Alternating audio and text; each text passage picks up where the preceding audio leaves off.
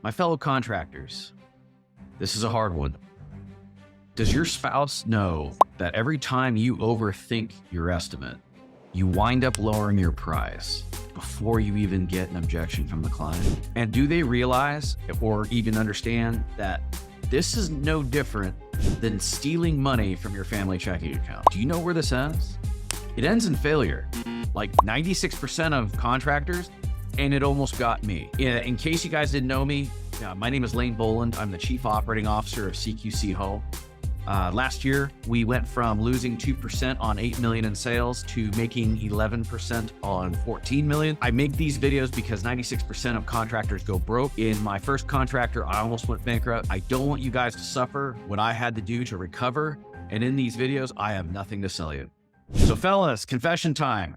Forgive me, dear spouse, for being a little bitch and failing to believe in my value that took us from making almost 6 figures per year and living on the country club to the steps of the courthouse, agonizing of whether I was going to file for bankruptcy or fight my way out of this. Thank God I chose to fight.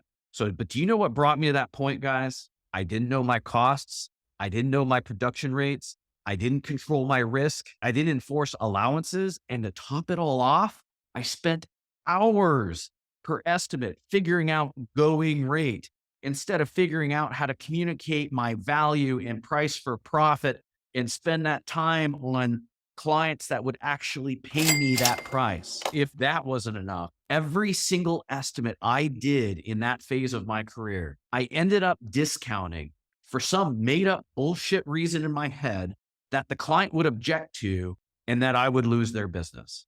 Before even presenting it to them, I could never silence that little voice inside my head that would just gasp at the number I knew I needed to charge to make a profit. Like I say, I didn't know my numbers.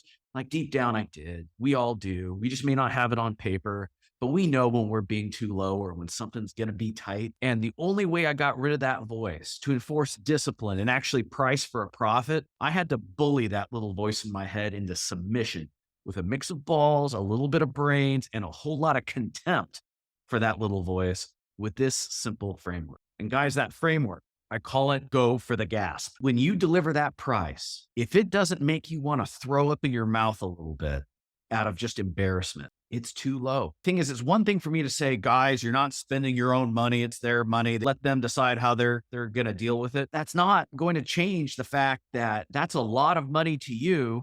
And I know you know intellectually that it may not be a lot of money to them. I mean, if you're doing a $250,000 kitchen, odds are you can afford it.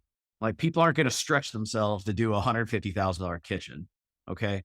But again, you got to look at objections differently, right? Instead of looking at client objections and looking at that gasp, that choke on your pricing as a sign you're too high, I want you to look at not having objections to your price as evidence that you are too low and you are stealing from your family. I want you guys to keep a private journal, okay?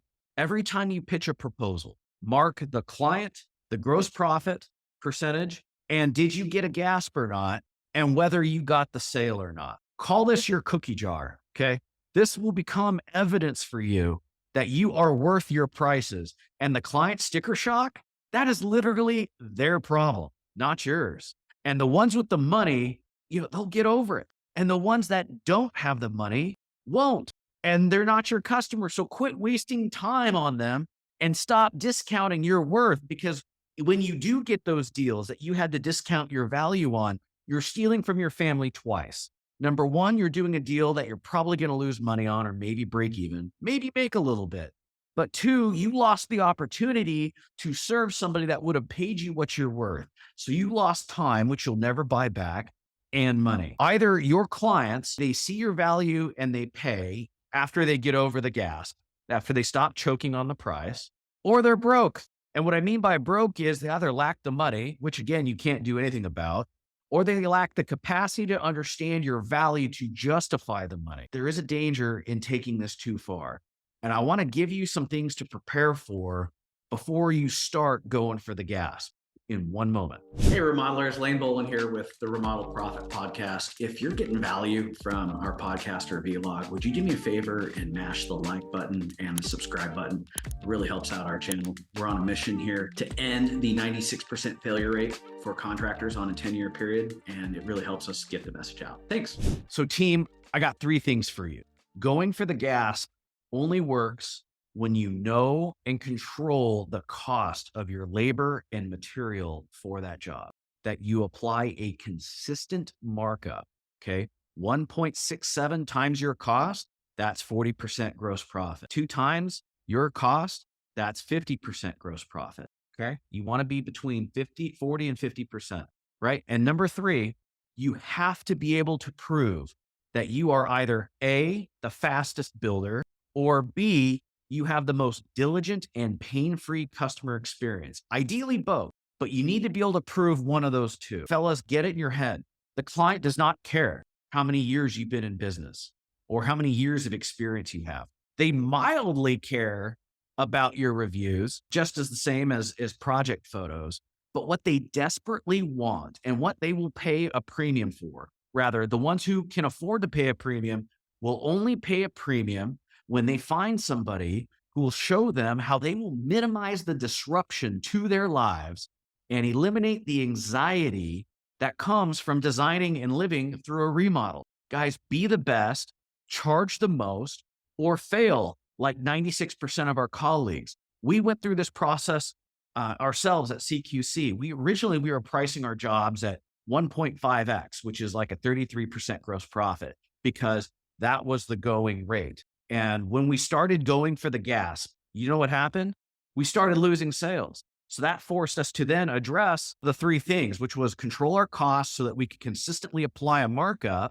And then we had to go back and look at our customer experience to make sure that we had the ability to show the client. It's one thing to tell them, but to show them that we were both the fastest in town and we had the most joyful customer experience possible. Right. And that sounds pretty mushy, but that's a different video. We'll go into how to measure that. But start with speed, guys. Everybody loves speed. It's not saying we're one of the fastest. No. We became the fucking fastest. And then you know what happened? We started getting 38%. Then we started getting 40%. Now we're getting 42%. And that's kind of where we're finding the top as a luxury design build general contractor that uses mostly subcontracted labor. Your costs may be different, which means you could probably kick my ass 50, 60% GP. And I want you to kick my ass. Fucking teach me how you did it. The GP is meaningless. What matters is net profit after all of your costs.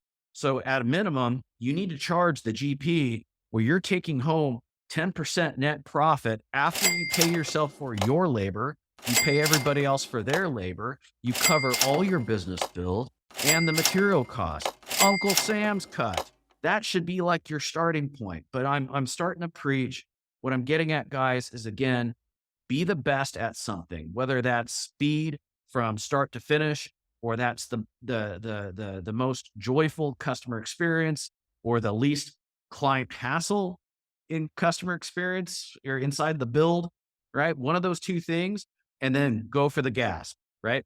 So again, get your numbers lined out, control your risks, control your costs, okay? Consistently apply the same GP. Make sure it's enough where it makes you a little nervous to even vocalize that price. And then lastly, be prepared to show how you're the fastest or you have the best client experience.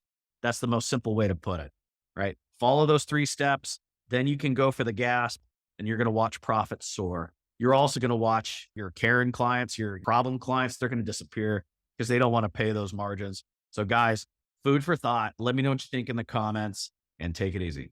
Hey, what's up? As a reward for getting this far in our video, I have a special offer for you. I'm actually lying. I do have something to sell you, but it's not going to cost you any money, just your time. So every month we have a masterclass. It's only live, nothing's ever recorded, and we're going to solve 3 problems together. Number 1, we're going to solve your lead flow. Number 2, we're going to solve how to get customers to pay you cash before your marketing bill is due, in excess of your cost, so you have profit to go build your company. It's the secret to an infinite money printing machine as a remodeler. And the third problem we're going to solve is how to move away from selling rinky-dink $500 estimates to clipping $4,000 plus simply to put an estimate together. If you're curious how, I got a masterclass for you. Kicks off every month. Again, live, not recorded. Afterwards, you and I will do some live Q&A together. I'll let you in behind the scenes on some real black hat shit that we do, just to see what the real is. There's some stuff I just can't show public. Anyhow, again, guys, www.theremodelprofit.com. Go there, links in the notes, get our Remodel business dysfunction prescription. And then once you get through that, you'll get the invitation to our masterclass. So again, www.theremodelprofit.com. Enter in your info, get our guide on solving remodeler business dysfunction, and sign up for the masterclass. All right, guys, I'll see you.